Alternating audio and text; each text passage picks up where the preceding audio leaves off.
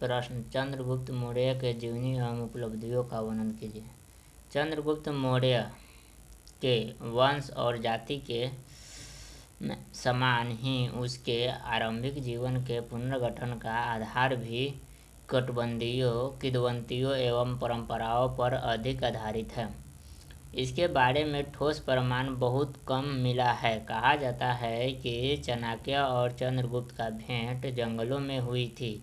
उस समय चाणक्य मगध का कुल पुरोहित था, जिसके अनुसार तत्कालीन मगध के शासक घनानंद के नाश का प्रण वह ढूंढने लगा।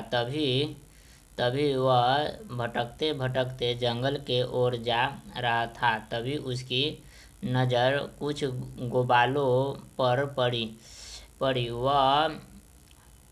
वह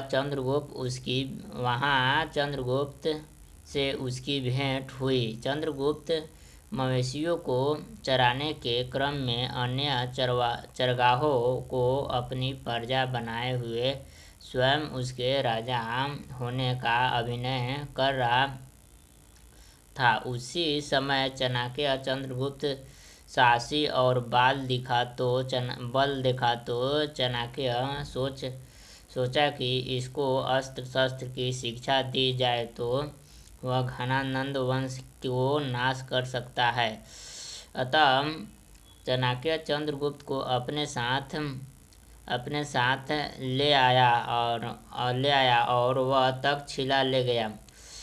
कहा जाता है कि उत्तर पश्चिम भारत में ही चाणक्य और चंद्रगुप्त की भेंट सिकंदर से हुई थी। कुछ इतिहासकारों का कहना है कि चंद्रगुप्त ने यूनानी सेना में भर्ती हो गया था और उसका गुरु चाणक्य ने सिकंदर को मगध के नंद राजाओं पर आक्रमण करने के लिए कहकर उत्प्रेरित भी किया था कि शूद्रवंशी है और इस कारण उन्हें जनता का समर्थन प्राप्त नहीं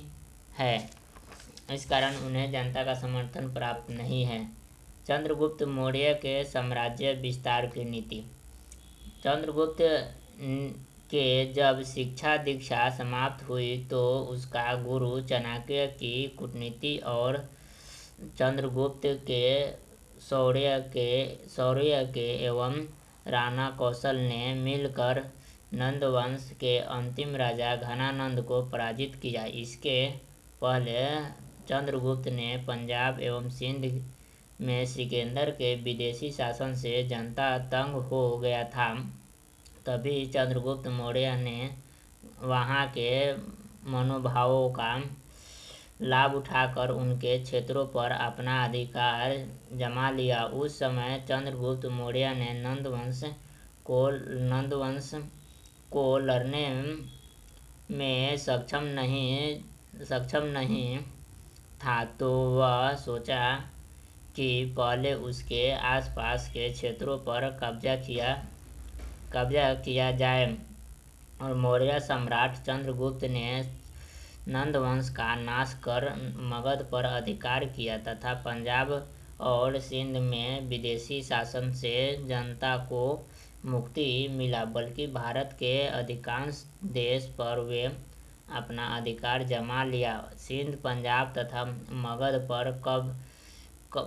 पर कब अधिकार किया इसकी जानकारी हमें पता नहीं है, परंतु यह कहा जा सकता है कि 323 ईस्वी पूर्व में 323 ईस्वी से 322 ईस्वी पूर्व के बीच की ये घटना है जो हो सकती है, क्योंकि 322 ईस्वी में वह सम्राट बन चुका था। इनकी पत्नी की नाम हेलेना थी।